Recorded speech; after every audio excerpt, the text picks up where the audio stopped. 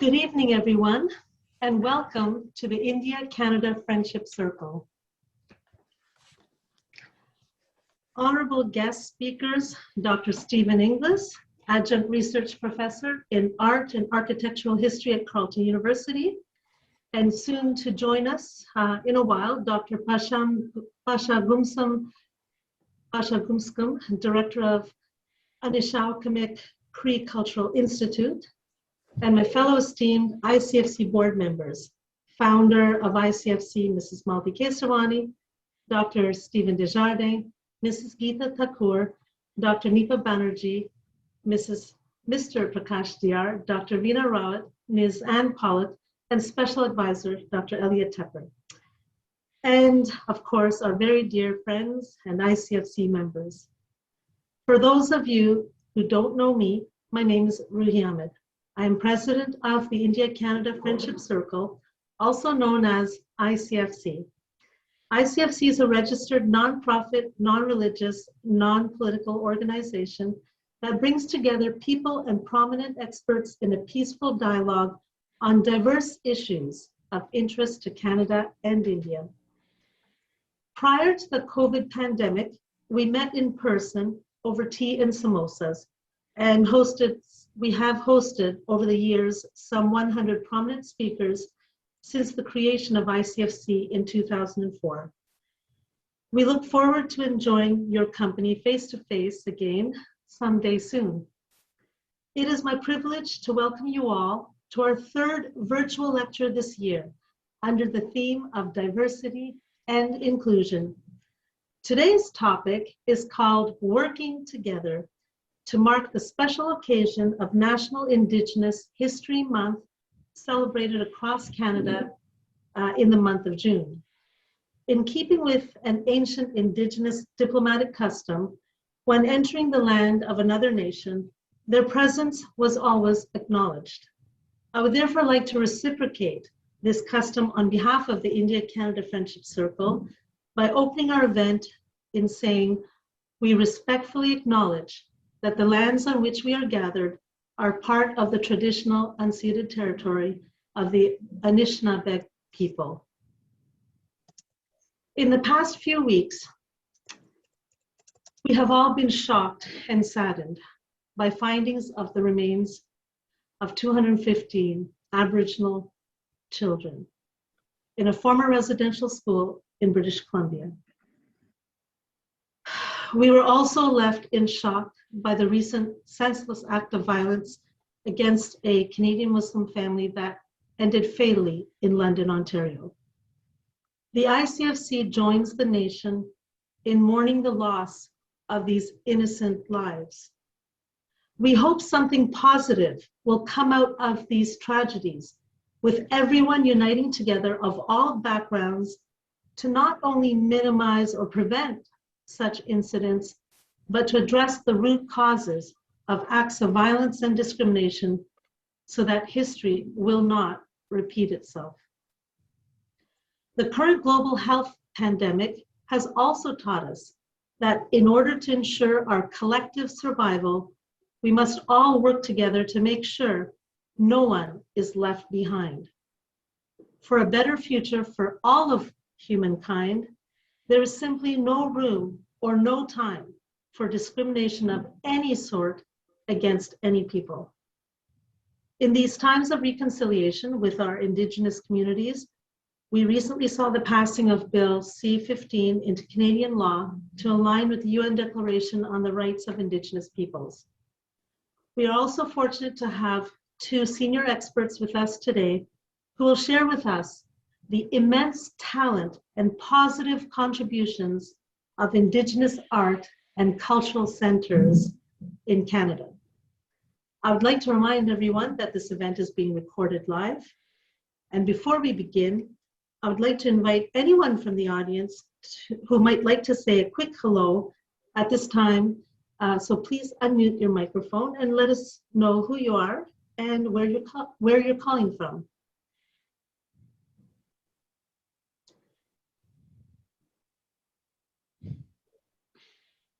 Okay, so maybe silence and respect. Silence and respect, yeah.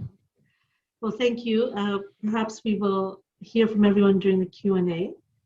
And for an overview of today's program, we'll have our two guest speakers present for about 20 minutes each. Then we'll have a commentator followed by a Q&A with the audience for about 40 minutes. Ms. Anne Pollack will do the closing by about 8:45 p.m.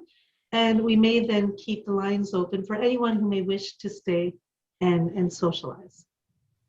During the question and answer, we kindly ask the people when speaking to kindly please unmute their microphones and identify themselves.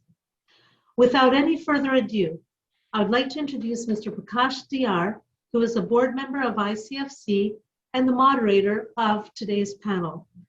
Mr. Diar is a world-renowned international human rights expert, lawyer, and author with a profound interest in anti-discrimination cases in Canada.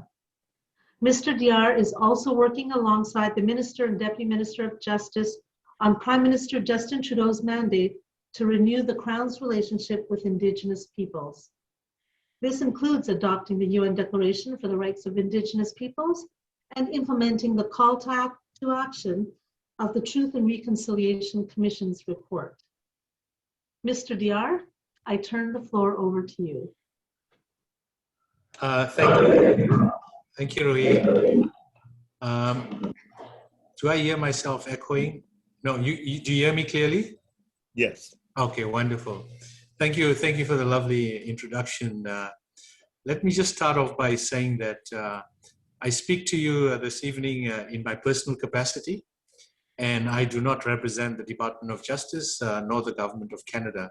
My comments are purely my own, and I'll be happy to share my personal experiences.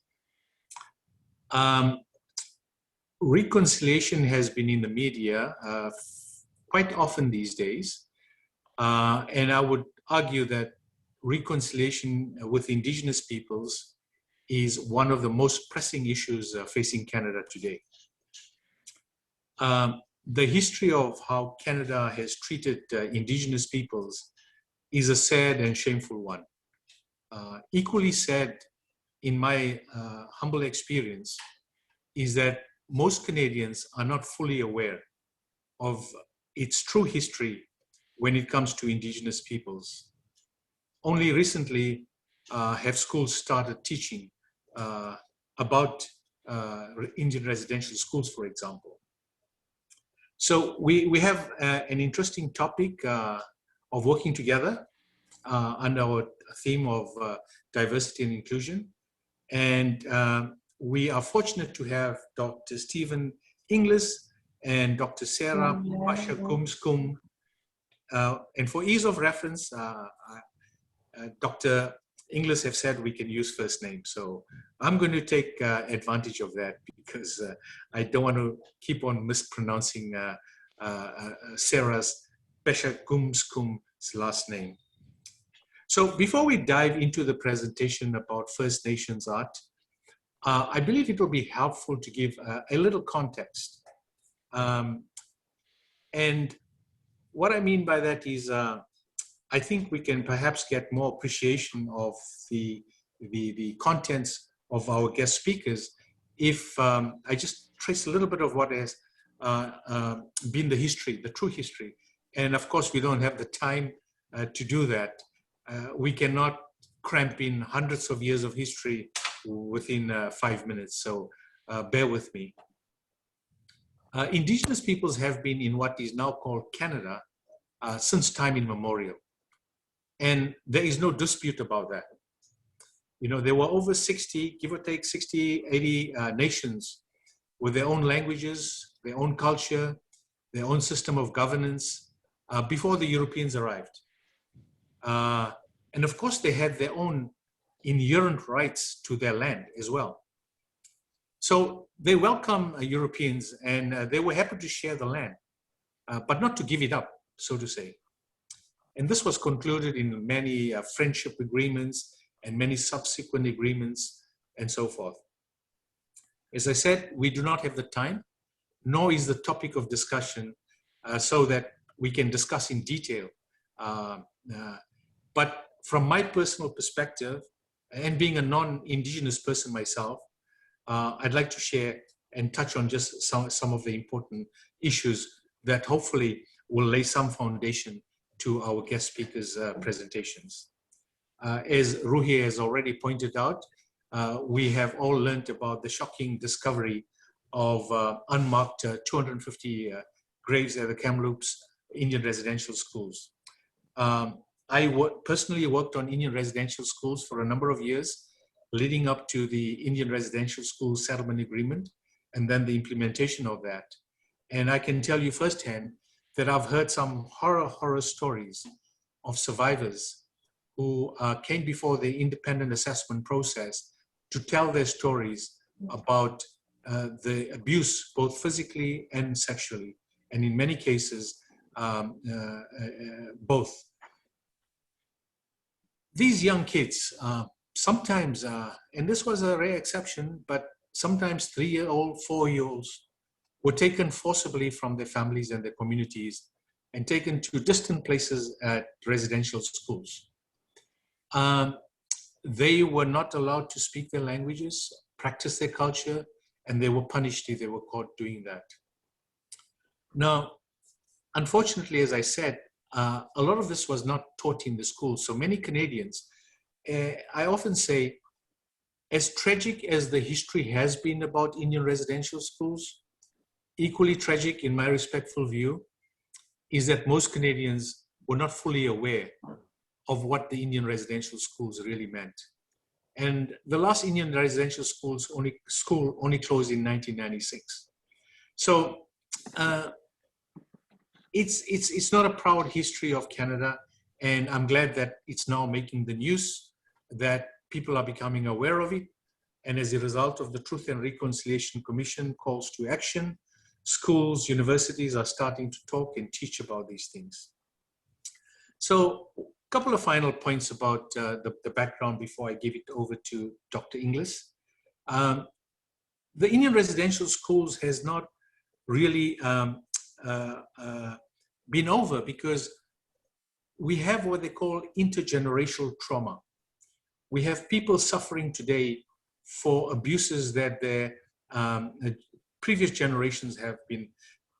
Kids who were taken away were so abused, they lost their self-identity, they lost the idea of what a loving family was, and many have taken to addictions of alcohol and drugs. And we unfortunately also have one of the highest, if not the highest, suicide rates in Indigenous communities. And young kids, teenagers, kids sometimes, 10, 11, 12, it's very tragic. So there are some positive movements ahead. I just want to mention one thing. As a lawyer, I think it is important to mention this. There has been a lot of success by the Indigenous communities in the courts. Section 35 of the Constitution Act entrenches constitutional rights of Indigenous peoples. And it's a very short Section 35. It talks about the existing Aboriginal and treaty rights of Aboriginal people of Canada, which are recognized and affirmed. This was introduced in 1982, of course, after a lot of lobbying by Indigenous communities. They now have entrenched constitutional rights. The problem, though, has been Canada has been denying those rights all these years, despite the fact that it's constitutional rights. And Indigenous people have had to go to court, years and years spent in court, millions of dollars spent. But the good news is, for the most part, they have won every major Section 35 case, whether it relates to their rights or whether it to their land. And increasingly, the courts are giving very significant decisions.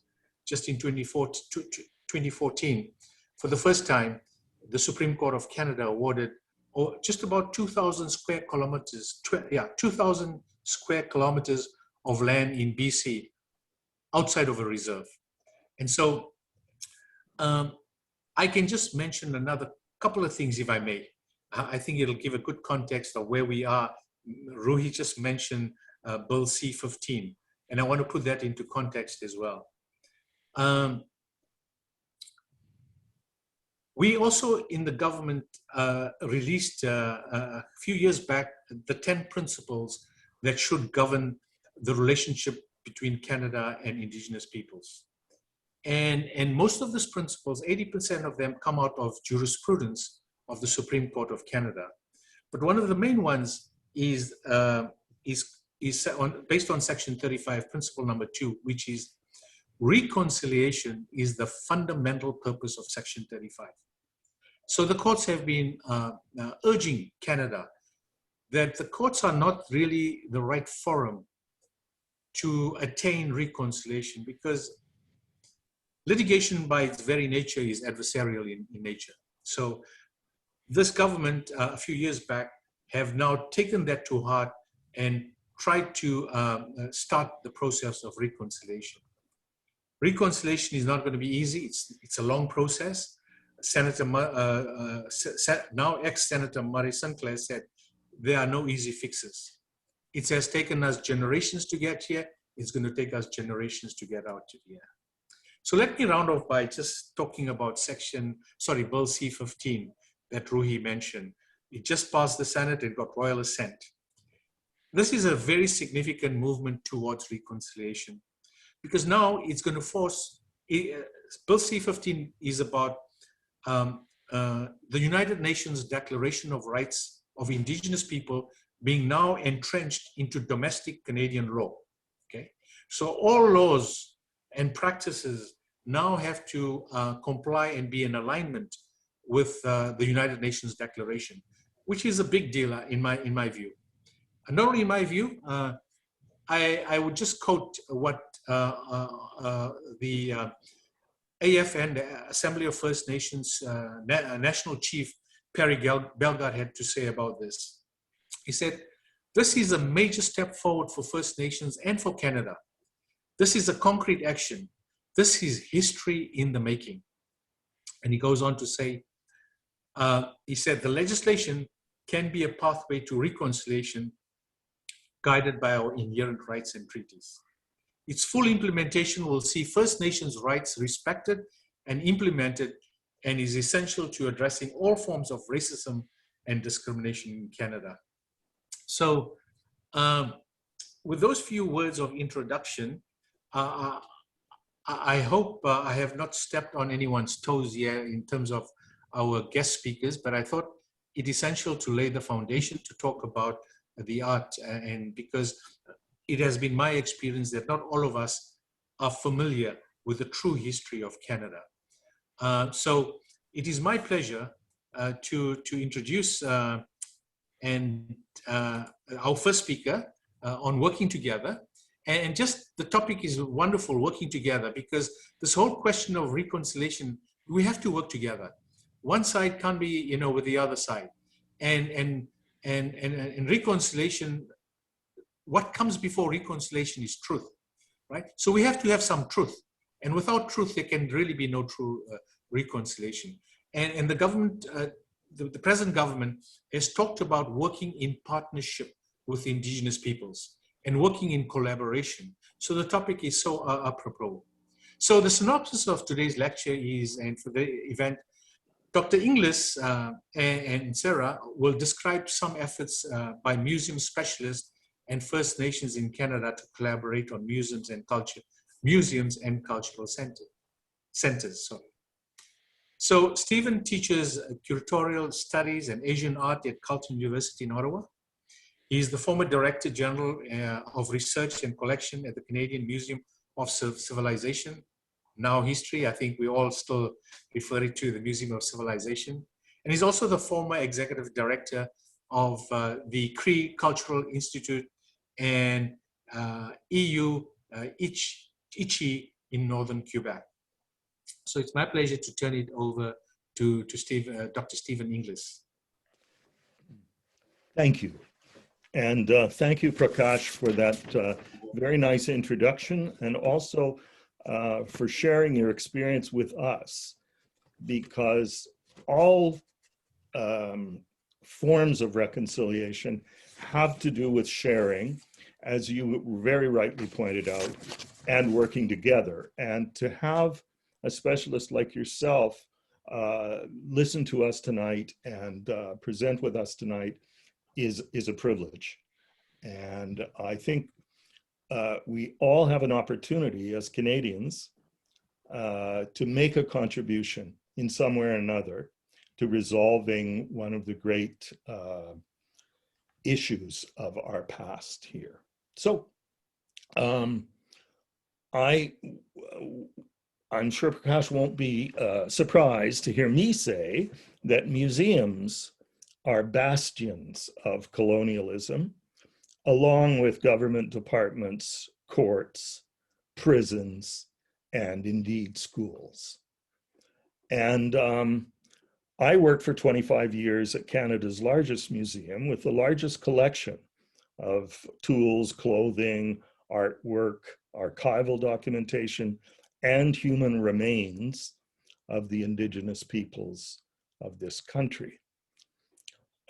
While visits by Indigenous people to museums were, and particularly visits to the storage collections, were once only tolerated and then, thankfully, now encouraged, the weight of this vast accumulation of cultural material under the control of strangers and the state has rendered each such visit an occasion for discovery on the part of Indigenous people and simultaneously mourning. And this is one of the conjunctions that makes museums a very delicate point in the relationship between Canadians and nations. Are there ways, I want to ask, and I have been asking, that museums can better serve First Nations? And I'll say that the last 25, 30 years of museum work in Canada has really been an effort to ask that question. Can First Nations adapt some of the museum knowledge that exists in this country to their own needs and their own vision? And of course, my answer to this is yes, because I'm an advocate for this kind of movement. But the movement in every field needs advocates. And so I unashamedly take that position with you today and with my students at Carleton as we move towards a more encircling and more interactive way of dealing with the peoples whose collections, in the case of the Museum of Civilization, are the largest part of the national heritage. I read something today by Kishwar Desai, and as many of you have affiliations with India, she's the chair of the Arts and Cultural Trust, Heritage Trust in India, that governs the Museum of Partition, which is opened not long ago. And she says the museum is a place for catharsis, a place to heal. And I'd like to think that wherever we are in the world, we can move towards that direction. And the Turkish public intellectual Orhan Pamuk says in his book, The Museum of Innocence, that he believes that museums should now begin at home, situating objects in their context instead of uprooting them, telling stories of the everyday rather than the grand narrative, documenting personal, not official history, and encompassing the experience of humans rather than empires. And this may lead us, hopefully will lead us in our discussion this evening. And Sarah should be joining us any moment now. to asking ourselves, where can museums go in Canada? Not only the big ones that exist in cities and are well established, but also the smaller ones that are being built as we speak in many First Nations communities in the country, including in the very far north. So I wonder if I could share the screen for just a moment. Is that possible, Stephen? Share my screen? Yes. Let's Yes, see. you have the ability. Okay. Whoop. I gotta get rid of this. Let's see. I've got something here.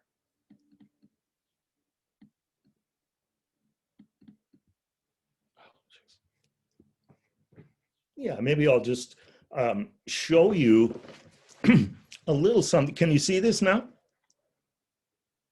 Can everyone see this? Whoops. Yes. Can you see this? Yes. Good. Okay. Can you go full screen, Yeah. Stephen? Yeah.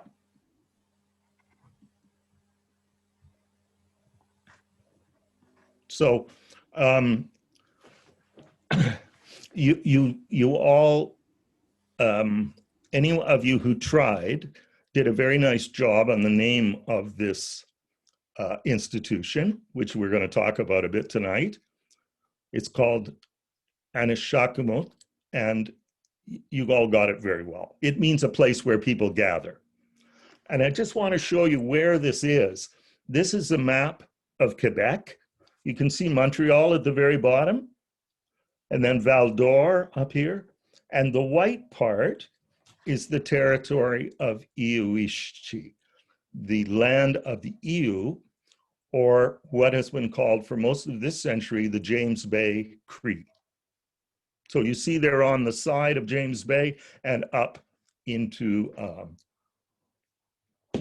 Hudson Bay, just on the edge there. This constitutes about 1/3 of the territory of Quebec, about the size of France.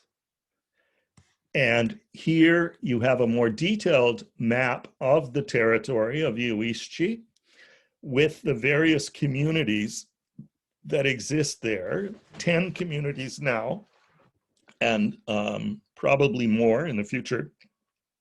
And I wanted to show you these to you because each of these communities has a region that they govern as their major region, and then they all have access to other parts of the territory. And do you see the divisions, these small divisions everywhere throughout the territory with numbers on them? Can anyone see that? Yes. Stephen? Yes. Yes. Roohi? Yes. These are trap lines. These are areas for trapping animals, which was one of the major economic parts of the heritage of this community. So every one of these numbered areas belongs to a family for their trapping. And when the former premier of Quebec said, in this vast and empty land lies the future of the Quebecois people, it was vast, but it wasn't empty. That was the mistake he made. It was, in fact, completely occupied by people in their economic activities from winter to summer and so forth. So this is the village of Ujebugamo, in which the museum we're going to discuss tonight is located. And here is the central part of the community.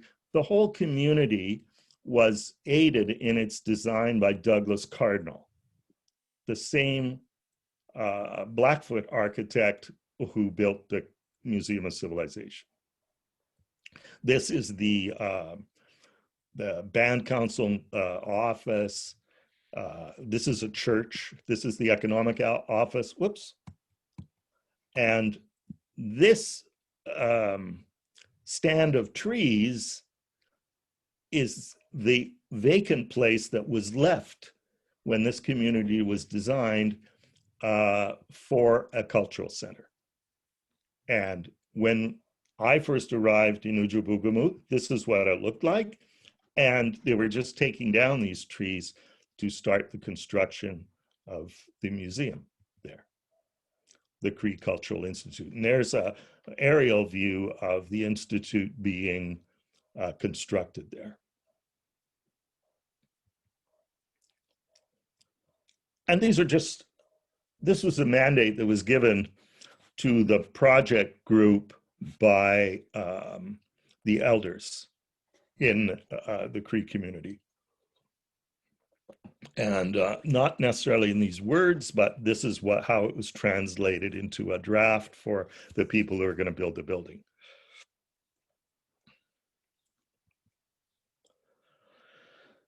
On the right, you see a traditional Cree dwelling.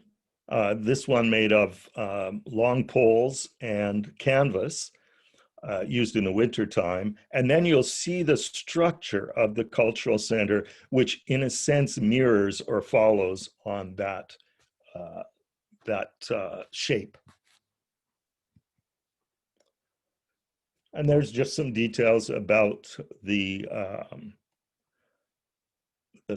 construction.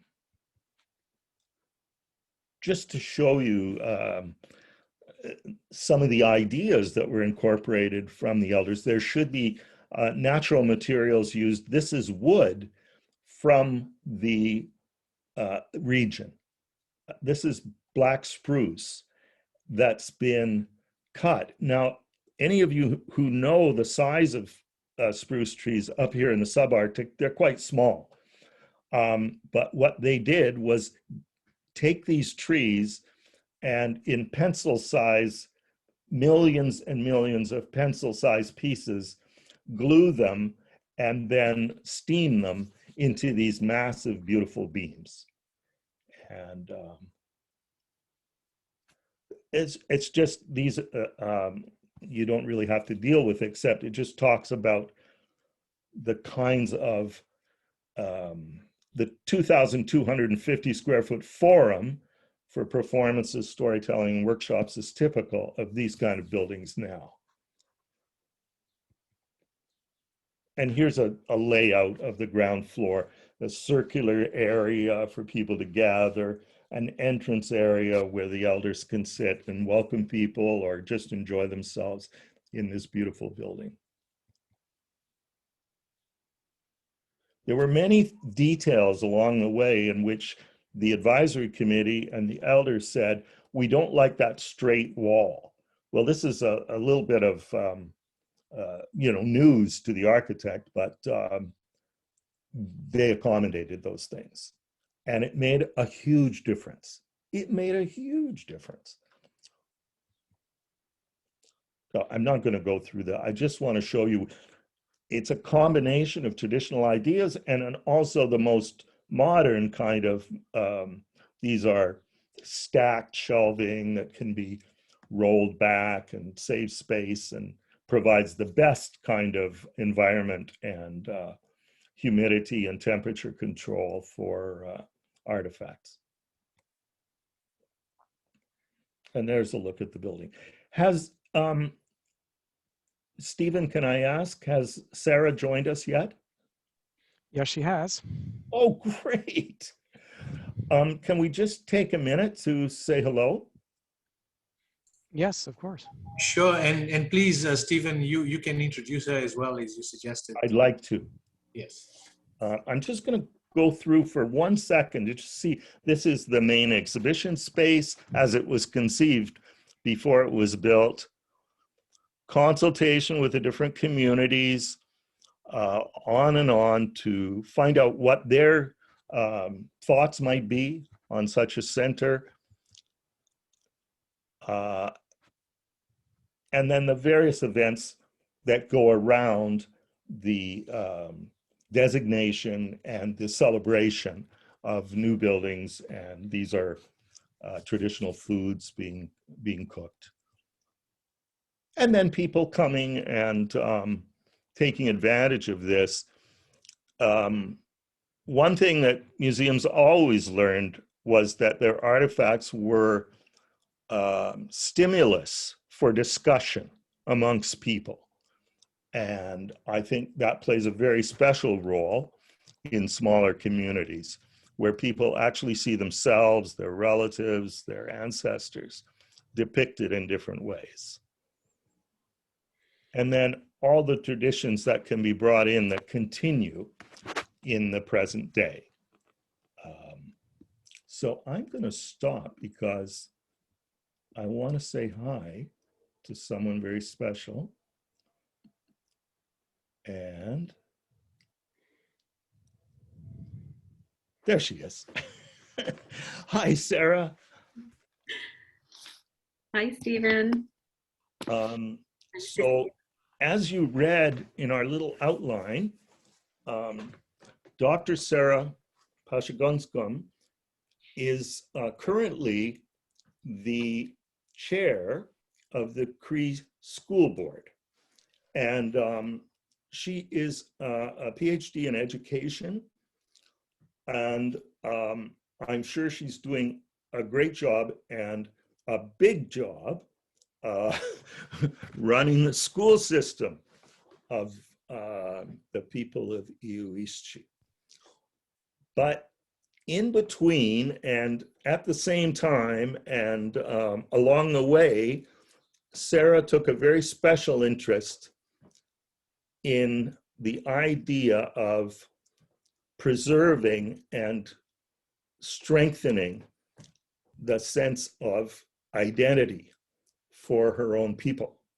And she found ways to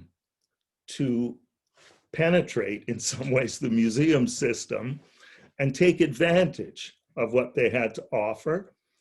And probably along the way, also identify things that weren't going to be repeated in a community museum and new ways to connect with people in a community museum.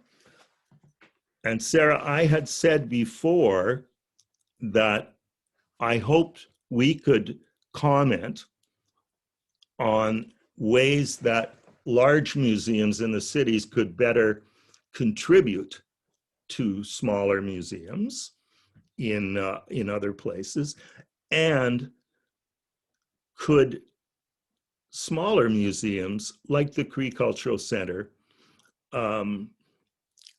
find ways to better serve their own clients and the people in the region. Mm-hmm. So do you want to open with just a little statement about that? Sure. Can you hear me okay? Yes, we can. Good. Great to see you. Thank you. Thank you for coming. Oh, it's a real pleasure to be here. Thank you for having me. Very audible. And thank you to Stephen for inviting me. It's always so nice to see you, Stephen, and to hear from you. I heard the little introduction you made about Pashagumskum, and it was, of course, I don't know if you told everybody that you were the first executive director of the Institute, and also very instrumental in the development of the project, and worked for many years to assist us in realizing the project. And I was brought on board by Stephen as his director of programs when the Institute opened. My first day of work was November 13th, 2011. And it was, or November 12th, it was the day right before the opening, the actual opening of the Institute. So I was kind of Baptism of fire. yeah. So he threw me right into the fire, and said, "Here you go. There's a lot of work to do. You better get to it." And I've always been really grateful for that, because it's really been one of the greatest pleasures of my life and one of my career, and really one of the things that I'm most proud of is the work that we did together at the Cultural Institute. One of the things that I brought to the work that I did there, and had a lot of support for, both from the board and from Stephen as my supervisor, was the way that I had always believed in working in the public education system, and always starting from the point of view that we are a self-determining nation, we are a self-governing nation, and everything that we do has to reflect that and has to be in support of that and has to help our people move forward into the future with that in mind.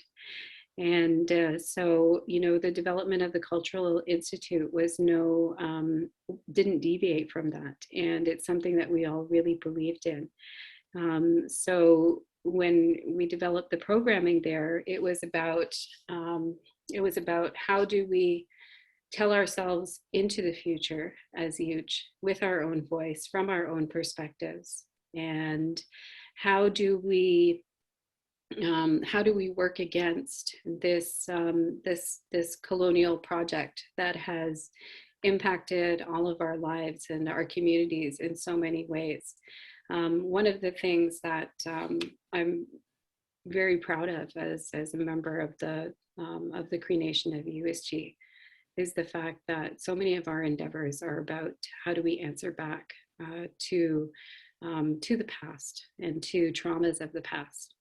And right now, you know, in this era of reconciliation and all of us trying to figure out what does that look like, the Cultural Institute has done work that really shows the pathway forward with that.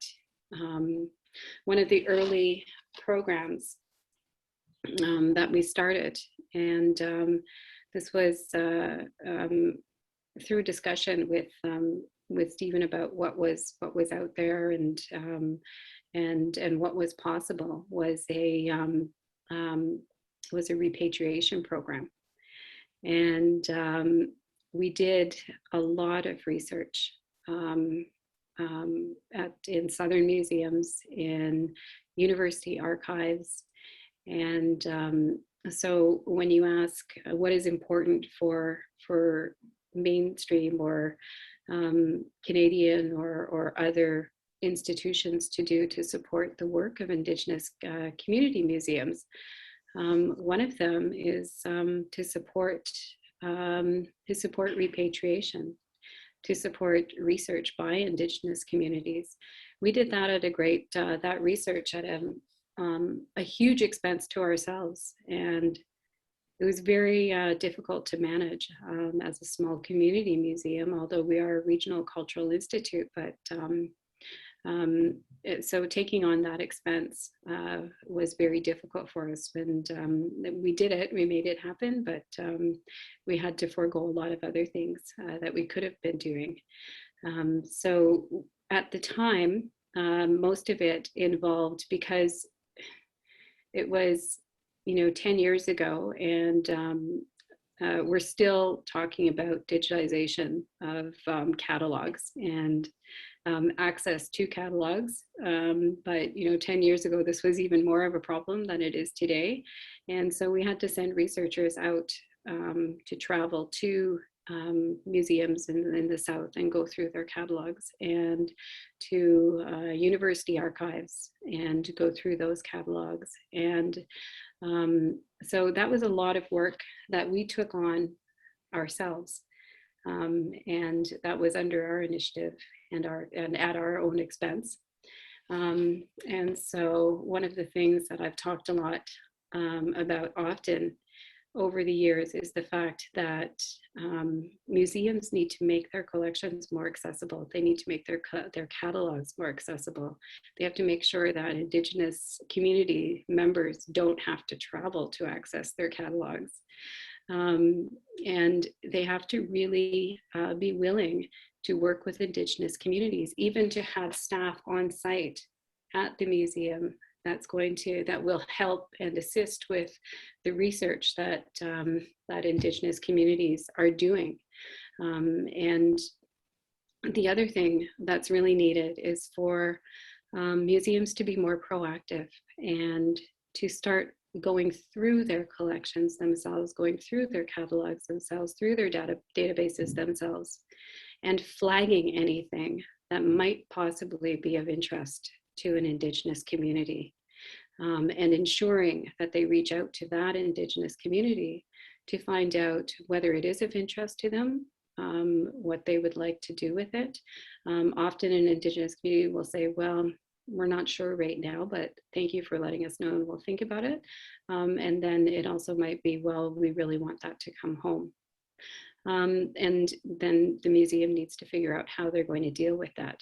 The other thing that's really, I think, needs to be more of a burden on the shoulders of museums and provincial, regional, and national governments is the transport of items that need to be repatriated.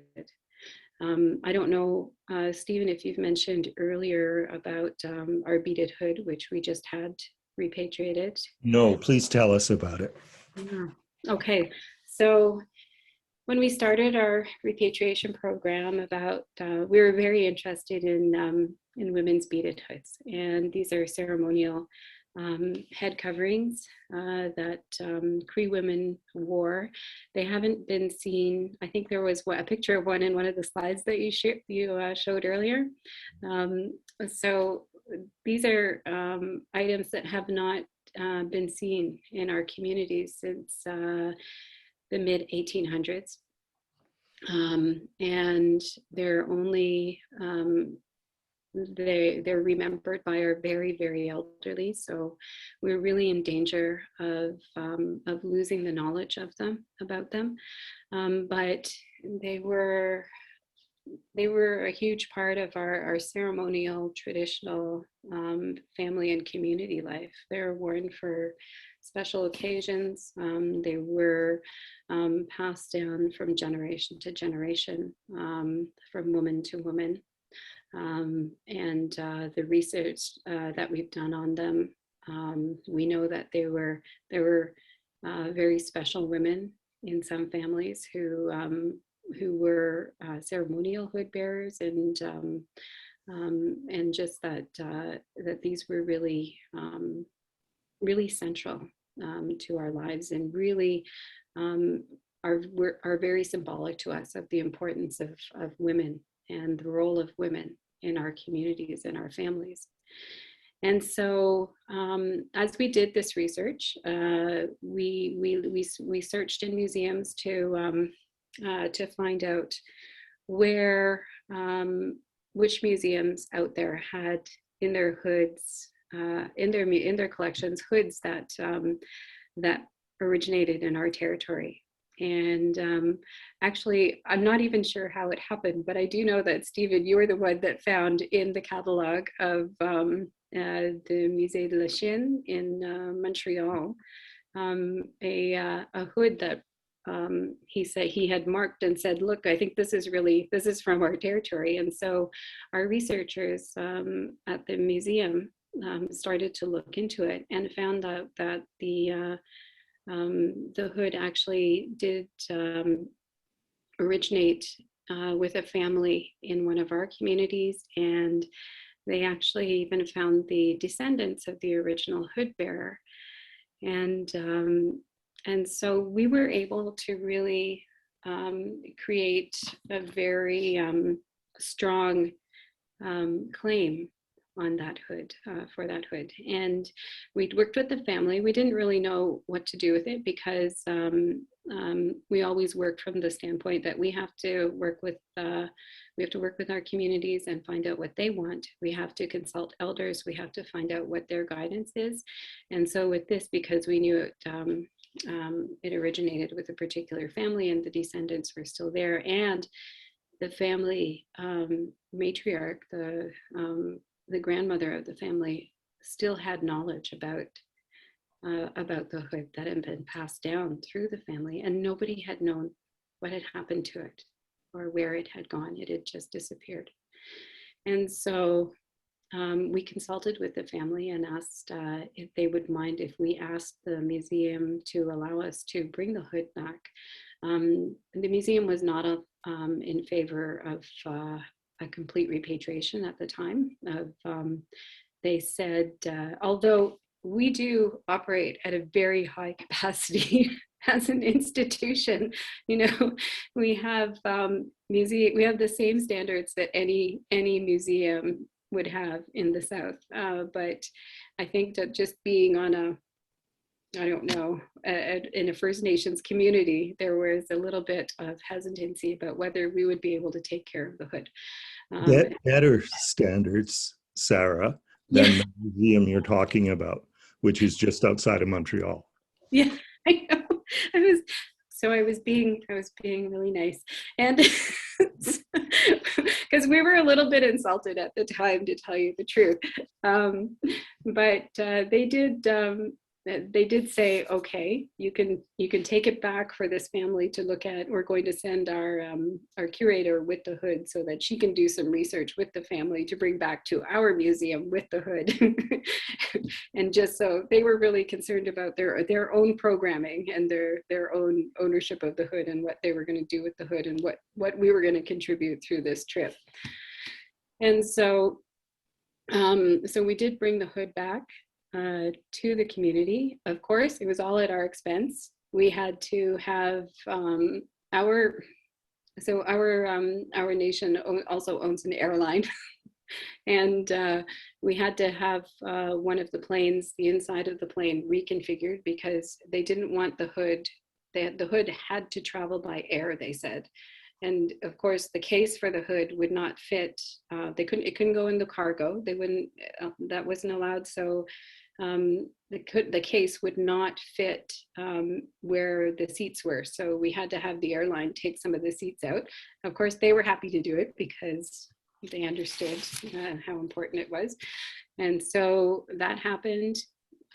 One of the aircraft came back with the seats reconfigured and with the hood there and the conservator and with the hood, and it traveled. So we had it travel back to the community of Mistisney, which is where the family was from. And when it arrived there, the family, we brought it to one of the public buildings, and the family came to greet it. And the women, they brought the grandmother with them, and the women in the family, it was just, I don't know. It was one of the most powerful moments that I have ever witnessed. You know, it was this family being reunited with their ancestor, and it was this family being in the presence of a tangible piece of their own heritage, and stories that they had heard about this hood, and having this hood here in person in front of them. And so we gave the family that moment, and then the community came in, and there were welcoming speeches for the hood, and the family was able to tell their stories about the hood. And it was a very special moment for the family and the community, and especially the women in that family. And at the time, I think it was even more powerful because we were at that time dealing as a nation with abuses of Indigenous women in our territory, in our region, and mistreatment by police, and all of these and stories that were surfacing about missing and murdered Indigenous women. And so having that very powerful moment about the importance of women and the central importance of that women played in the spiritual life and the traditional life of our communities was very important to us also at that time. And so all of this came together, and we decided in consultation with the family and the community that we were going to ask for a permanent repatriation of the hood. And so the hood stayed at the Institute for 6 months, and we allowed anybody who wanted to see it, who was a member of the family, to come in, who wasn't able to see it at the original visit, to come and spend some time with it at the museum. And then we had to send it back. We had an agreement with the Musée de la Chine, so we did send it back, and then had our Grand Chief petition the mayor of the city of Montreal to allow for the hood to be repatriated. And that was actually probably it was a 2-year it was a 2-year process to work out the agreement. And finally, just this winter, we were able to make the agreement and the announcement that the hood was being permanently repatriated. I'll just mention too that it was 5 years before that we first saw the hood. Yeah. So museums work very, very slowly, and often large museums work even more slowly and much more slowly than smaller community-centered museums want to work. And this is another tension that exists. But before we leave that, as a wonderful story, Sarah, is I wanted Sarah to just say a few things about, not just staying in Ujabugamu at the Cultural Center, but reaching out into other museums. And Sarah's the perfect one to talk about this, because she actually joined the board of the Canadian Museums Association as director of the Cree Cultural Institute. And I just like a few comments from you about that, Sarah, but I wanted to say that that's part of the process here, because to get or to take advantage of the resources that exist in government and so forth, one has to make themselves apparent.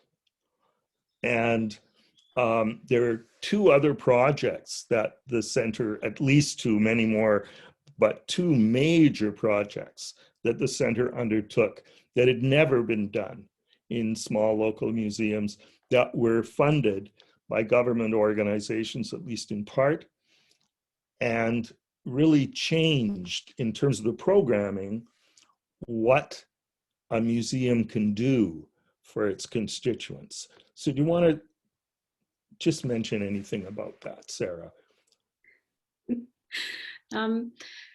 Well, I think one of the things that that we always felt was important was to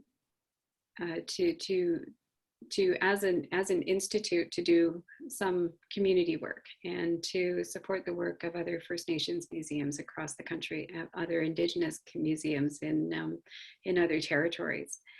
And so that was why I accepted the seat on the board of the Canadian Museums Association. And so that was that allowed us to have discussions about things like the importance of repatriation and supporting repatriation. And in fact, we did work at the federal level on a bill for repatriation that would support repatriation and access to Indigenous heritage. And that unfortunately never became legislation, although it went before our House of Commons and was never able to get passed. And I think that spoke to the need to build understanding about why this is also important. The legislators didn't understand why Indigenous communities needed to have their things back. They didn't understand the importance of these collections, of these items to cultural maintenance and language maintenance. And so doing things to raise the profile of those issues, I think is really important. A few of the outreach things that we did to try to raise the profile of Indigenous heritage work across the country is we also developed a traveling exhibit from the museum that was based in our own traditions. And one of the things that is central to our identity as Yuch is our connection to the land, our relationship to the land, and the way we've utilized all of our territory, and the importance of walking to many of our ceremonies and traditions. And so we developed a traveling exhibit to talk about walking and the importance of walking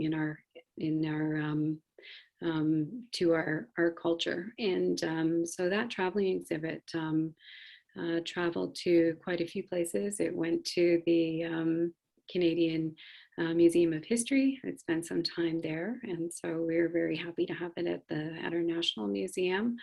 It also won national awards, and so we are able to work at a very we are very strong capacity-wise and expertise-wise, and I think that the fact that we draw strength from the knowledge in our communities and base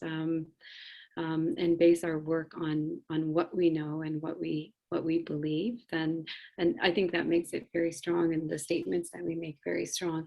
So I think it's just that the importance of outreach is very important, and I think it's important for people, institutions and organizations outside of Indigenous communities to hear voices from Indigenous communities. And so we were very fortunate that when we did put our voice out there, we did find venues to be heard, and we did we were able to make some of the statements that we wanted to make. And I think one of the most important things that the Institute has done in terms of making a statement about heritage work is to really focus on research and what research means to Indigenous communities, and what does it mean to do research in a good way with Indigenous communities, and what does it mean to support research that's done by Indigenous communities. And so we've always advocated for things like ownership and control of data, access to information, and documents and artifacts, and the fact that this access is something that is really essential to the work that we do in culture and language maintenance for our own communities. One of the other outreach things that we've done is we've tried to work in ways that have kind of mitigated the effects of different of development on our territory by the province of Quebec.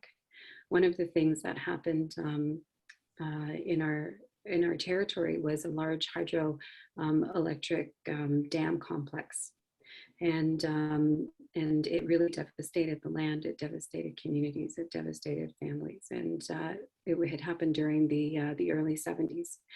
Out of that, we were able to negotiate an agreement. So we have our own James Bay Northern Quebec Agreement, which is our territory. But leading up to the process of the construction of the dams and the changing of the territory, the waterways, the Quebec government sent in anthropologists and archaeologists into our territories. And those anthropologists and those archaeologists had a mandate from Quebec to support Quebec with information that would help them to both build a rationale for using our territory, for taking over certain parts of our territory, and also for to help them win the court case against us. So Hydro-Quebec, with all of this research that was done in our territory, they talked to elders, they talked to community members, they did research out on the land. All of the data from that was taken out of our territory and kept in the offices of Hydro-Quebec from the 70s until just last week, actually. And and these are we had been since the Institute opened, our government, the Cree Nation government, had asked us to work on repatriating that data, because in that data was the voices of elders that were long past, stories about landforms that were now underwater and lost to us. There were Cree place names that no longer existed because they were underwater. There were stories, there was language in there that was from 45 years ago, and we're going through a period of rapid language loss. And so those are, those recordings are more precious than we can say. So one of the things that, so that's why I say that research was very, very important to us, but also the ability to repatriate and the ability to access all of this information. And so it's, the museum has been more than just a museum to our nation. It's been a vehicle for returning our elders to us. It's been a vehicle for returning our, reviving our culture and spiritual traditions. And it's been a vehicle for really contributing to language maintenance. But that's all done through very, technical work, through research, through ensuring access to data, through political advocacy, through reaching out to other communities outside of our territory. Thank you so much, Sarah. That's great. Now, I've had a couple of chat requests, and one is, could we show an image of a hood? Because you talked so movingly of it, and I'm wondering whether I'm able to do this. Let's see. Oh, where am I on this thing? We are in Maclean's magazine last week with the hoods, so there is a picture there too. Yeah. Oh, that's great. Here, somewhere here.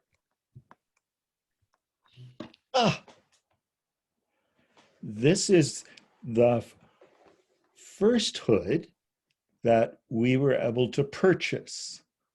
My screen's not changing, so maybe it's. Oh, isn't it?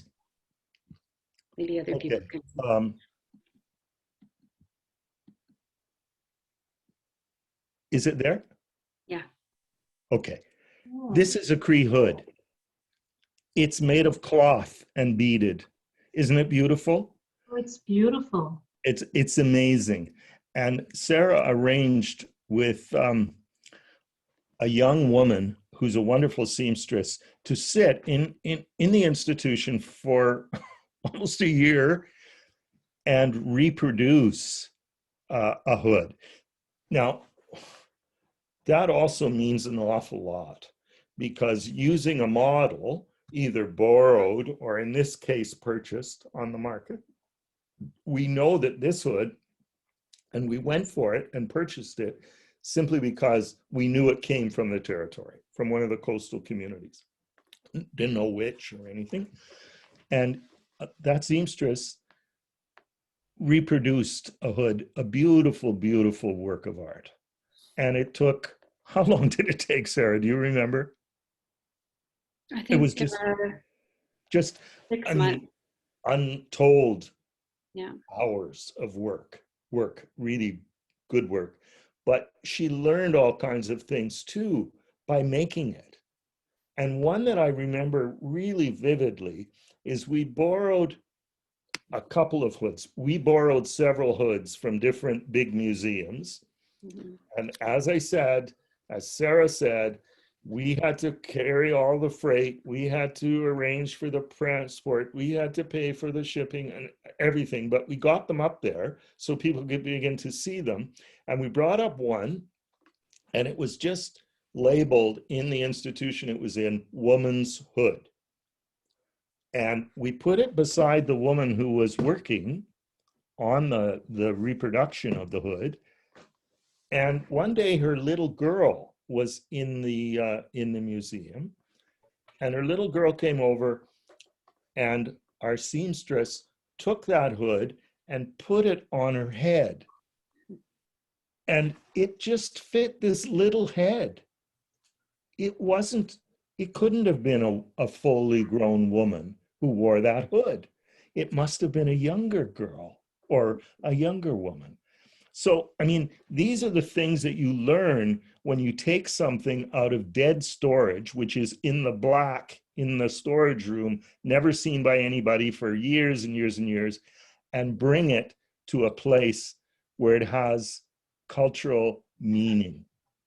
And museums, all big museums in Canada, I'm sure, are learning this lesson, which is that something that was collected 100 years ago, or even 150 years ago, by a trader or whoever the hell it was, and put into a place in Ottawa or in Toronto or somewhere else, it's not distributing and it's not gaining knowledge. It has to be put back into an interactive situation in order to gain its currency. And this is what this museum that Sarah has been involved with, and I was for a little while there, that's what it's been doing. It's been regenerating the currency of these objects. And this is a lesson to all museums, all museums. These huge collections of things that are too expensive to even look after anymore. So the opportunity that's being offered by a regional, in this case, Indigenous museum, is unquestionably the most important element that's moved into museology in decades. Thank you so much. You may want to stop the conversation now so that you can do whatever's next. It's really. I hate to want to stop this very interesting discussion and sharing with us, because I think I speak for myself at least. I don't actually appreciate how much and how important museums are in treasuring the historical past and bringing it to the fore. Because earlier in my introductions, I was talking about the history and the true history of Canada, which is not really known, and we need to share that. And you doing that in a great way. Sarah, before you came, I gave some introductory comments about reconciliation generally. and what it means, and to talk about the truth, and to talk about the discrimination and the disempowerment and the assimilationist policies. And in it, you lost your language and your culture. And all of that is, of course, relevant to museums and what museum stands for. So we're running a bit of short of time. So I'm going to say that. Prakash, also, before we open the floor to the Q&A, I was hoping we could invite Robin Hyam also to. Absolutely. Yeah, Absolutely. I can introduce him when you're ready.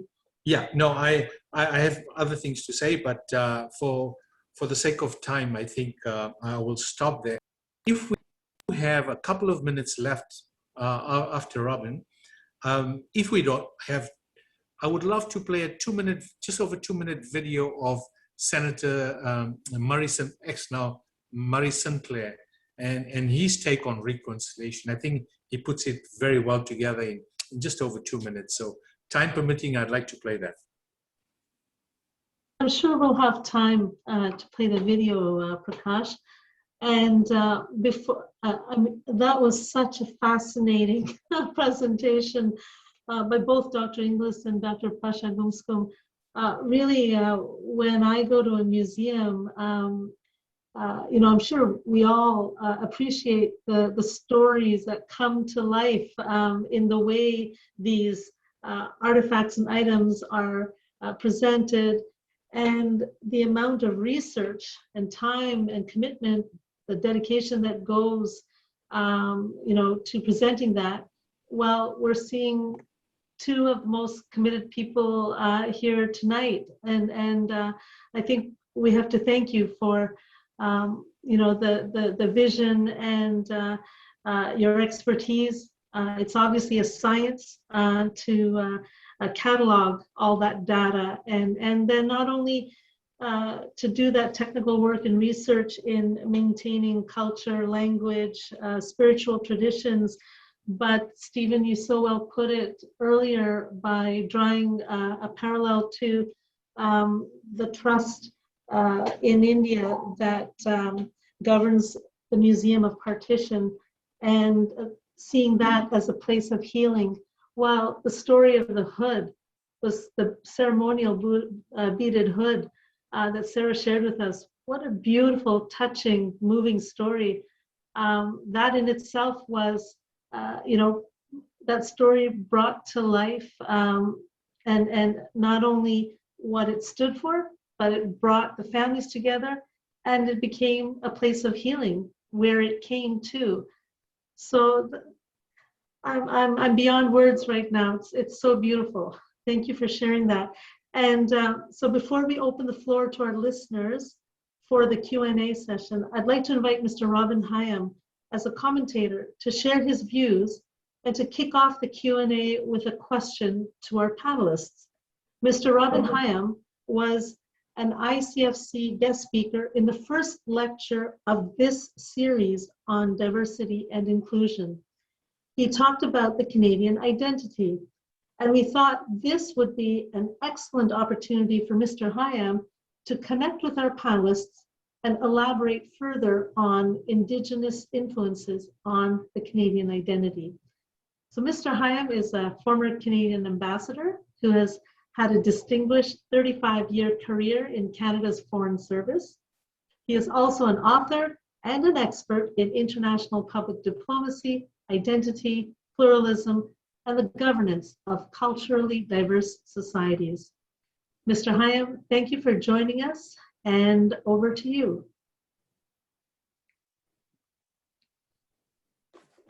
Have to unmute.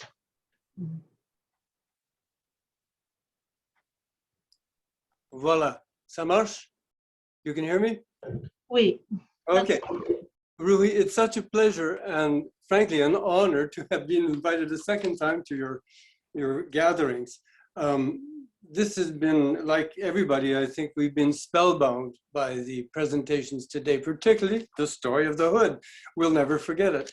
And by the way, just for everyone's reference, Dr. Sarah mentioned it's in Maclean's magazine, the story on the hood, a hood in Maclean's magazine. It's the July Maclean's.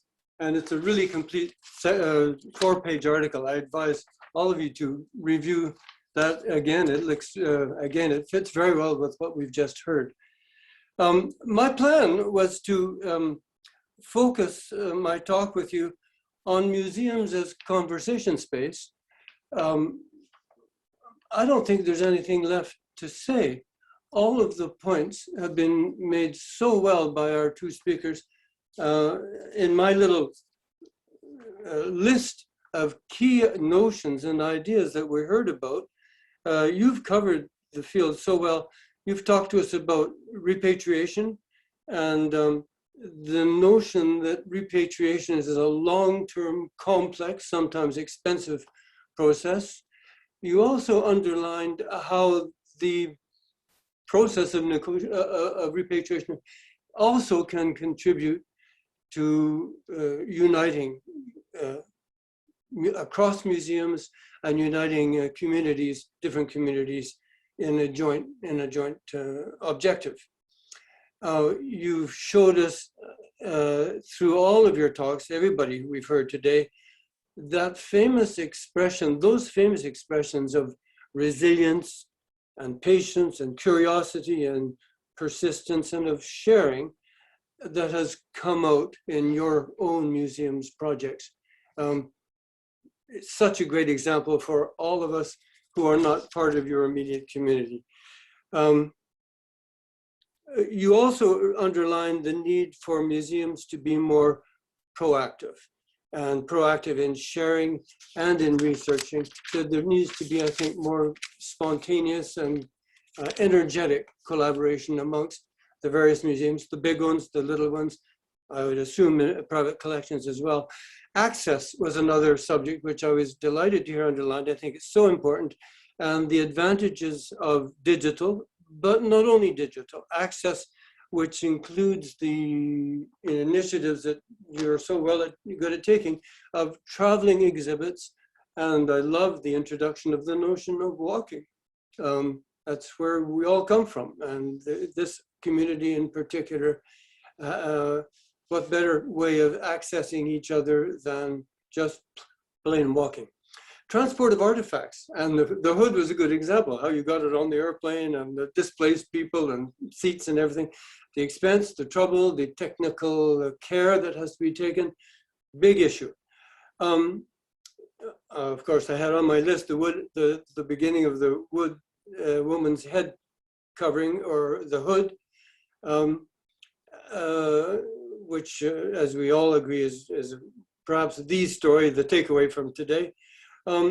Museums and community work, how the work of museums themselves generate contact with your own communities.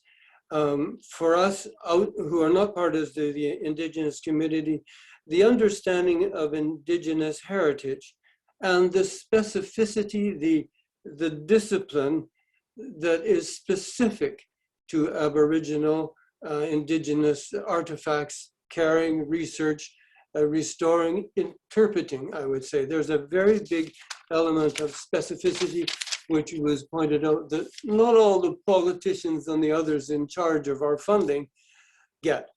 My list could go on, but I'm going to stop. I have a question. I promised you asked me for a question. I have two to both Sarah and to Stephen. What is your next big project? What's your next big challenge? What's your next big dream? What's the top of your list of priorities, where your energy should go? Is it political? Is it financial? Is it cultural? Is it pure museology, technology? What's your next dream? And I would add to that a question which is specific more to where I come from, which is Northern Alberta, Edmonton, where we spoke, of course, of the Northern Cree as opposed to the Quebec, the Cree and the Quebec community.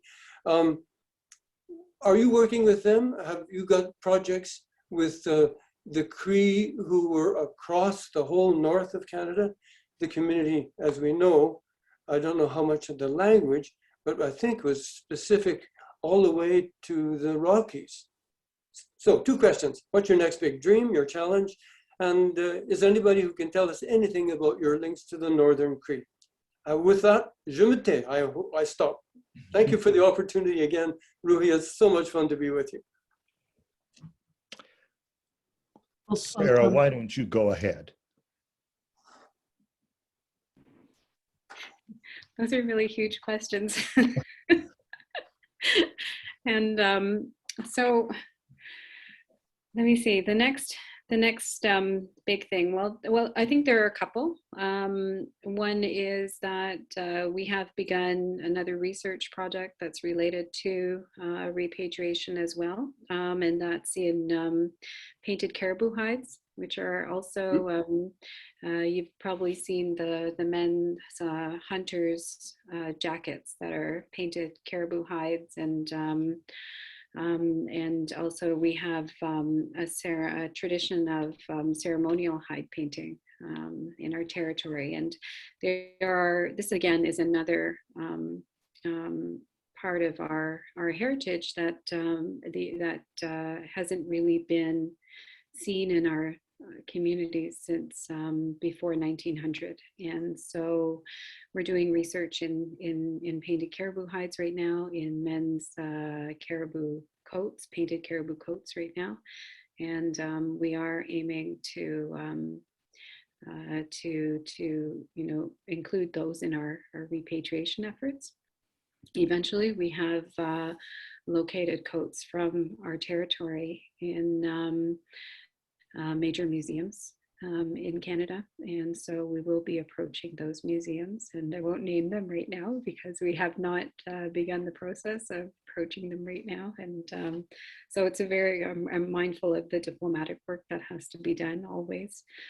The other big thing that I think is not just meaningful to our own work as a small regional museum, but to Indigenous heritage movement across the country. And that's the fact that it's really time for the Canadian government to put its money where its mouth is.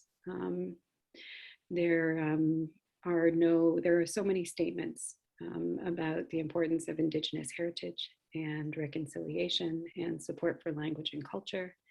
And it's time for actual funding vehicles to support the communities in their work. And as of now, there is no funding, long-term funding for Indigenous communities to actually operate cultural institutes or community museums. Most of the communities, ourselves included, operate mostly on temporary funding, going program to program, accessing short-term funding from the provincial and federal funding programs. But we really do need to have a long-term funding program that's going to recognize the needs of Indigenous communities, and that is also going to ensure that if we're talking about access to heritage, that we are going to have the facilities built in places that are accessible to Indigenous communities, so that Indigenous communities can in fact access their heritage. So those are just a couple of the initiatives that I think are very important immediately. I'll just add to what Sarah said. If you want to look at the dilemma that we've been talking about with small museums in communities versus big colonial museums, Sarah is being careful about it, and she should be, but there are dozens of these Cree hunters' coats in museums in Canada, many, many more in the United States, and many more again in Europe, all as a result of the colonial project. And where these coats originated, where they have both symbolic and mythological meaning, there's one coat in the Cree Cultural Institute that was purchased. Maybe there's more now, but what I think just one. Now, that is an anomaly of history. Almost every Cree man and many Cree women are hunters. And this is a symbolic object of huge meaning to the history and the culture of these people. And where are their historical objects? They're distributed, usually not put on display much because they're sensitive to light and so forth. Anyway, I don't have to go further with that. But it's the ball, the stone that's sort of being rolled up the hill now, is to try to figure out the resolution of that situation, the illogic of it. That's not only the objects, but also the information around them. So that's one thing. I just wanted to say, as far as my big project, I don't have one because I'm near retirement, but I do teach curatorial studies at Carleton. And what I'm able to do is give my students access to First Nations curators in Canada. And I find that my students are very activist in their orientation. They're interested in the checkered history of the institutions that they're studying. And they're liable to get right in there, and introducing them on an ongoing basis to Indigenous people who've taken up interests in museums has been something that I've been able to do even during the COVID remote learning function. In fact, I hate to say this because I don't like teaching online, but it's made it even easier to put these people in contact for an hour or an hour and a half with very experienced and outstanding museum people who come from Indigenous backgrounds. Roohi, may I interject one more time? I'm sorry, but I just feel it's so important. It's about the international spin of what we're talking about. You know, Roohi, when I retired from Foreign Affairs after many years, I was Director General of a file of the Bureau called International Cultural Diplomacy. And we were turning to culture as ways of, in the words I invented while I was in the job, making ourselves interesting to those who are of interest to us.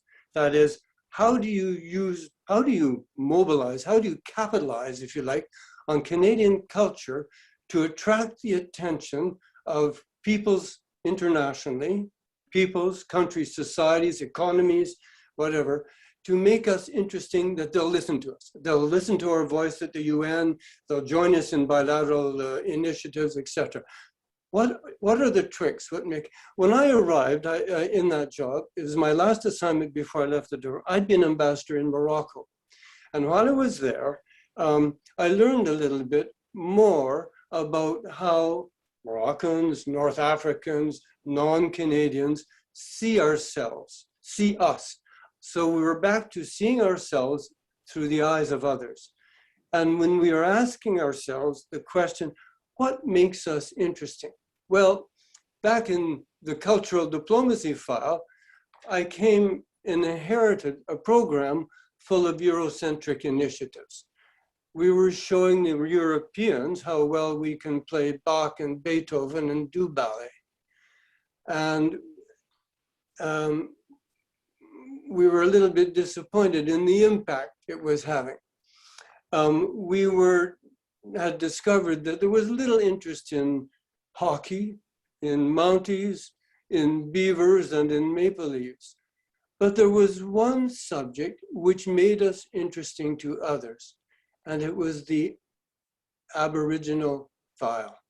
Anything we did around improving and understanding of Aboriginals caught attention in local media, local press, local communities, much more than the traditional cultural diplomacy, instruments of cultural diplomacy.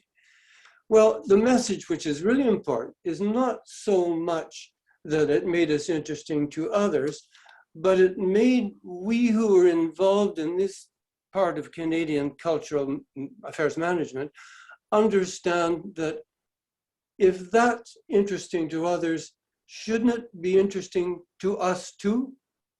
There was a backspin which was so valuable. I'm saying that so you guys who are doing museums and Aboriginal art and reconfirming who you are and what happened to you and where you are now, where you're going, do not drop the importance of taking that message internationally. You may, in doing so, capture the attention of the rest of us back home. Voila, again, I shut up, that's it.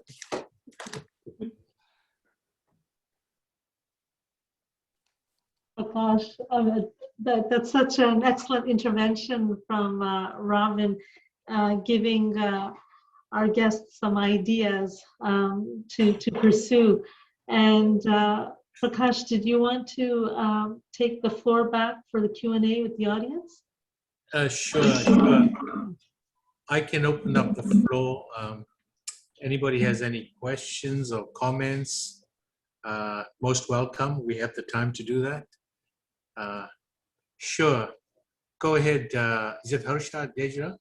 Yes, two simple questions, if I may. One, that in my 52 years in Ottawa, I have come to understand and know a lot about the Native people, thanks to Stephen Inglis and so on. I've even purchased art objects which I hang in my office and my home and so on. But nothing of the indigenous lifestyle have I understood or captured into my own life. So the indigenous people just remain a museum piece for me. That is my first question. And do you think that this will always be them and us? Question two, do you see any connections between the indigenous culture and, say, the Adivasi, the tribal culture of India? Thank you. Who's going to give a stab at that?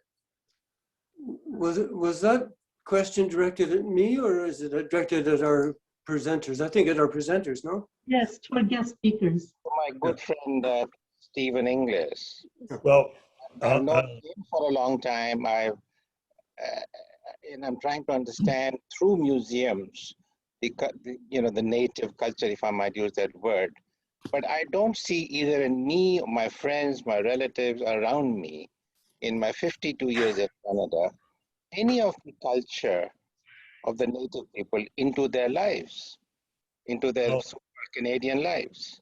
Well, yeah, I'm sure our guest, Stephen, will go first. And then I'll just, with Sarah's agreement, I'll simply say something about your second question, Harsha. That is that having had a chance to meet with and work with some tribal people in India, they face many of the same challenges, and in fact, worse challenges than people in North America, if that's possible. And so all I can say is that I urge every person with Indian heritage, including most of the people that are listening tonight, to try on their, in the future of their own studies and interests, to feel the importance of tribal people and their interests in India. They are being ignored completely by the current government.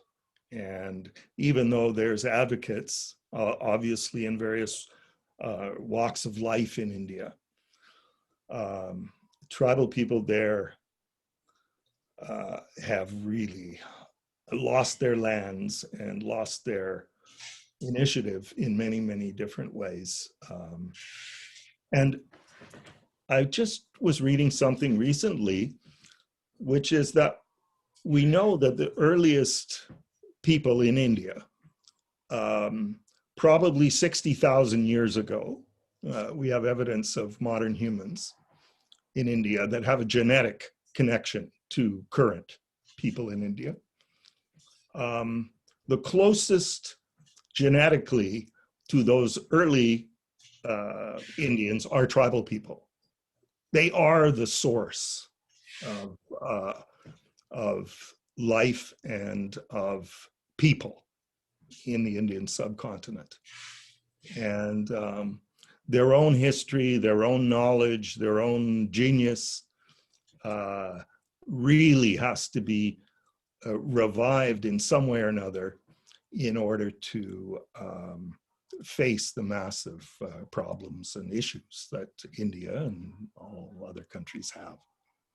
So that's my hope, my sincere hope is that the 100 million indigenous people in India have a better shot at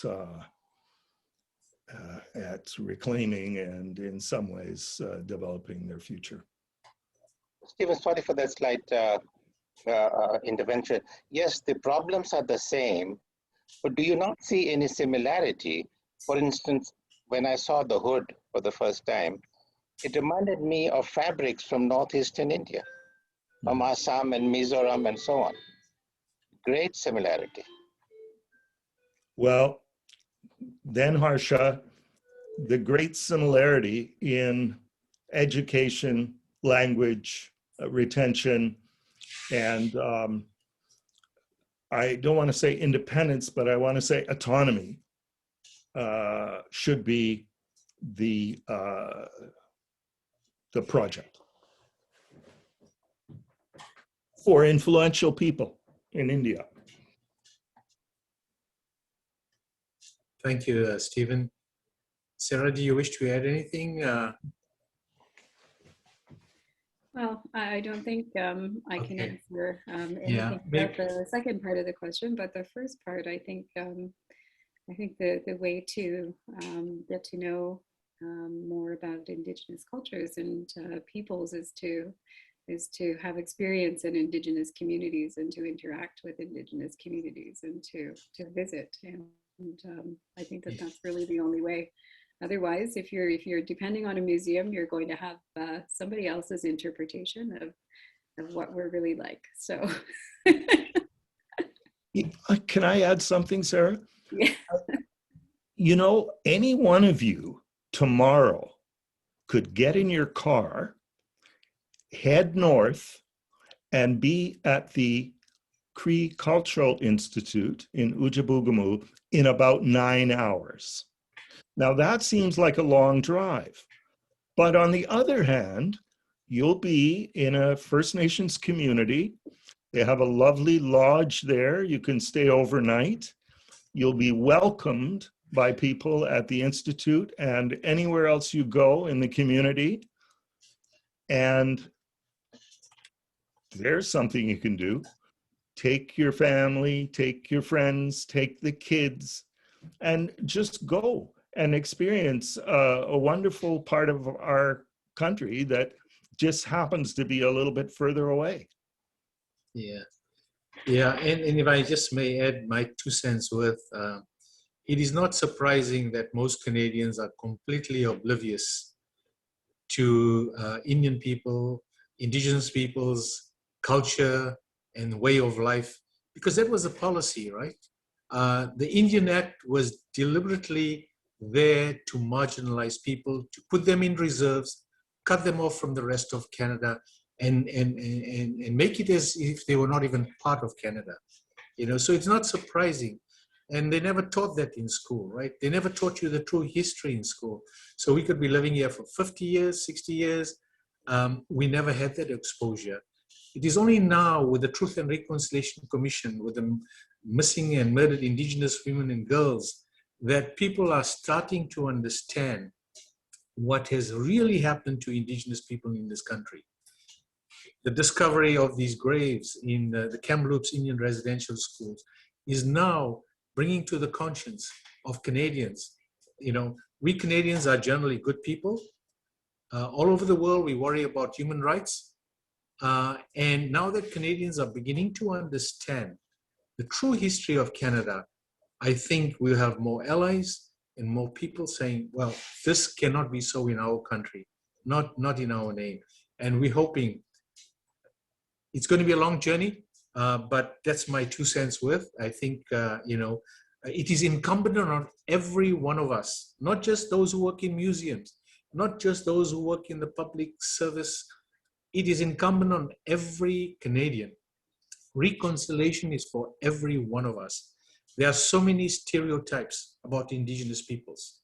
They don't know about Indian residential schools. They don't know about the legacy of that. They don't know about intergenerational trauma. They don't know why people are addicted to alcohol or drugs. You know, those are socio-economic conditions that have been created by the system. That is why we have systemic problems. You know? So anyway, I want to take just 2 minutes. I hope I can load this video by host disabled participant screen sharing. So I'm not able to share this because, Stephen, are you able to allow me? Yeah. Yep, you should be able to do it now. Okay. It says I'm disabled.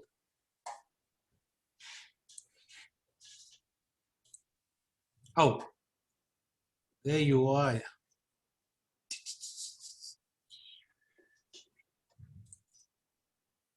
I hope it works. Are you able to see the screen that I'm sharing? We see your screen that you're sharing, Prakash. And did you want to tell us who the video is? About the issue of reconciliation, something which, of course, is very important. Just give me to 1 us second. Let me here try at and the see if I Commission, can. but also is of interest and importance to a lot of people. Sorry. This is Senator Murray Sinclair, who was the chairman of the Truth and Reconciliation Commission. And this is the video. He's talking about reconciliation.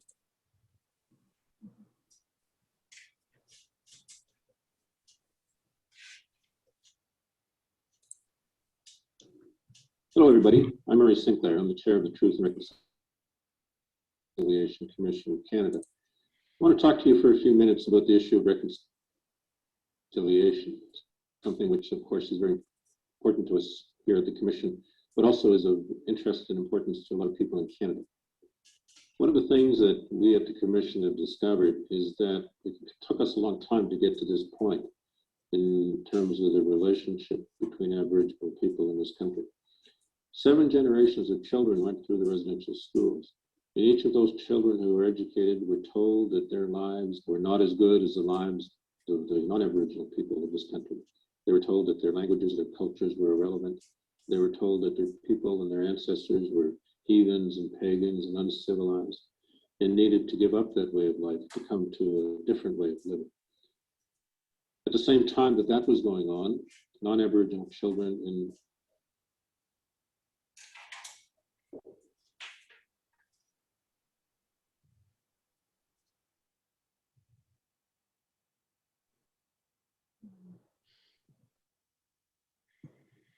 Buffering, sorry about that.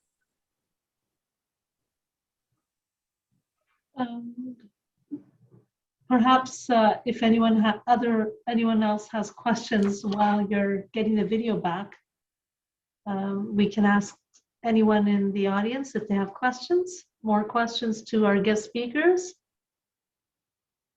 Hi, Roohi. Can I ask a question? Yes, please. And please identify yourself. Yes, it's Janet Hope, and I'm here in Ottawa. I was raised in the military, and I was very fortunate to be on Vancouver Island and learn a lot about the culture of the Haida out there, and very benefited from living in northern Quebec. I was in the Saguenay-Lac-Saint-Jean area at the time that the James Bay deal went through in the 70s. So I was able to learn a lot about the different cultures at that time as well. So I have two questions. I remember there was a lot of land that was taken over by the James Bay Dam. Do you recall how much land it was?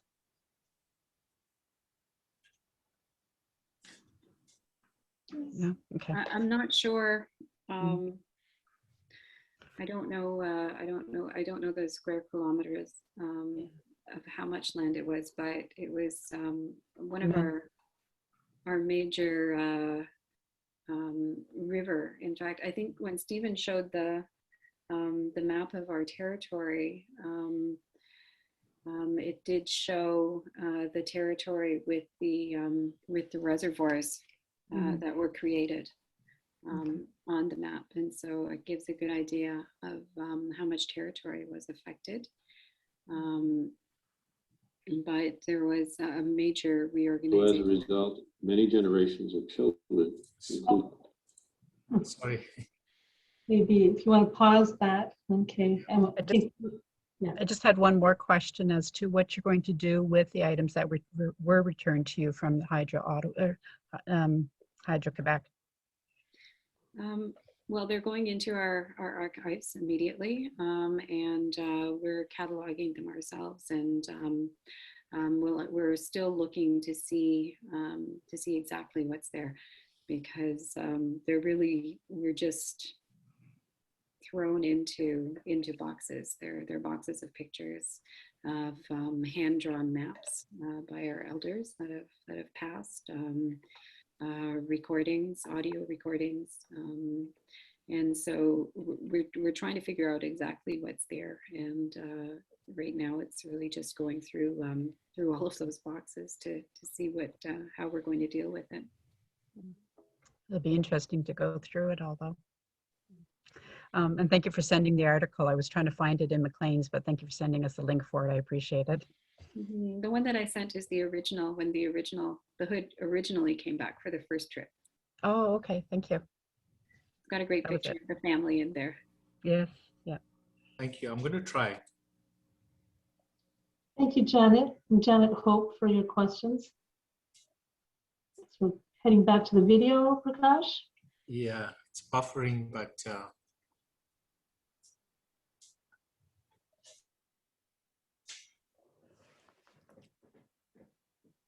Why don't you send us a link to the I don't video? hear any sound. And then we can all watch it at our leisure. Okay. Sure, it's a good idea.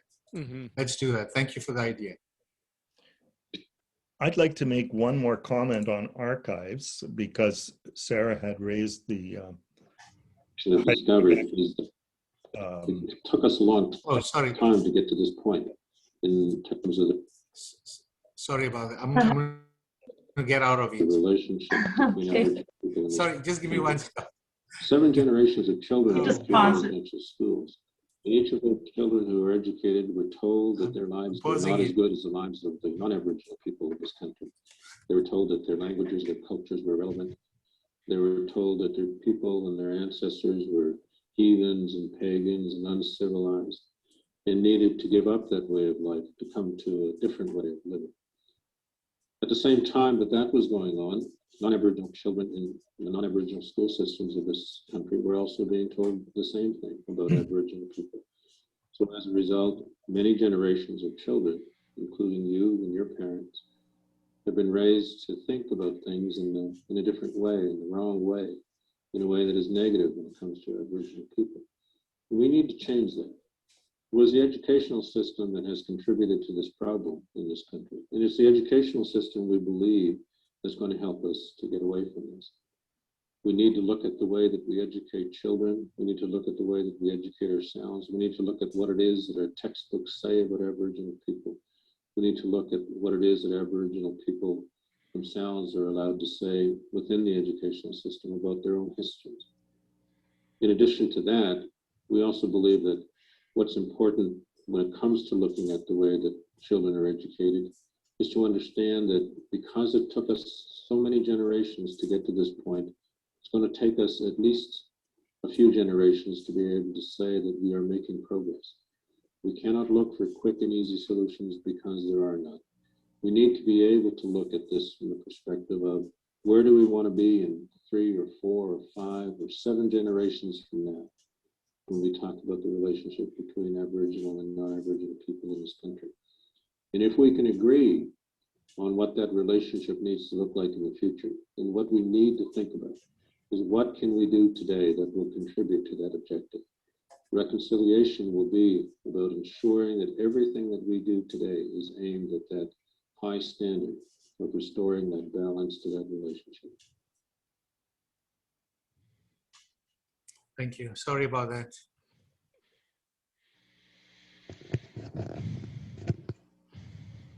Well, thank you, Prakash, for playing that video and that audio for us. And I wanted to invite Anne Pollack, who is an ICFC board member, and she's also a former Canadian diplomat, for some closing remarks and a vote of thanks, as we have come to the end of our lecture today. Anne? Thank you. It's a great pleasure for me to thank Sarah and Stephen. We all learned a huge amount, and I'm extremely impressed by the perseverance of the Cree Cultural Center. When I think back to the ICFC board meetings at the beginning of this year, when we decided after a hiatus in 2020 to go virtual, and we had some really good discussions and came up with the theme of diversity and inclusion. I don't think then we realized quite how topical and relevant it would be as we come to the middle of the year. And I was struck too how relevant it all is. I noticed, Stephen, when you were presenting the center, you used a concept, and I don't know if I'm saying it right, of Anisha, which is bridging. And that's exactly what ICFC is trying to do, both between India and Canada, and increasingly within Canada with our focus. And I think it's all very similar values. Sarah, you spoke about the power of one's heritage with this remarkable story of the herd. And ICFC has also focused on various examples of cultural heritage, art, dance, and various other examples. So I think it shows how broadly applicable all these issues are. And we're going to extend this concept of cultural and heritage even further later this year with some ICFC lectures on perhaps slightly lighter topics. So stay tuned for that. And reflecting the many facets of how we live in Canada, I'm now off on an unfortunately virtual trip across the river to join my friends for Fête de la Saint-Jean. So everybody have a good summer, and we'll see you in the fall for our next lectures. Thank you. Thank you, Anne. Thank you all for joining us this evening. And we really wish you a very enjoyable summer until we meet again in the fall for our next lecture, looking at diversity and inclusion through the lens of sport. And we're going to have Dr. Stephen Desjardins and a few special guests look at hockey and cricket as cultural unifiers. So that'll be really exciting. And once again, if anyone would like to stay on and socialize a bit, we'll keep the lines open. And then we are very grateful that you could all join us on to share in this very important topic today. Thank you so much. It was a lot of fun to see everyone again, and hope to see you over the summer if we're all vaccinated. Maybe we can get together in person. Thank you.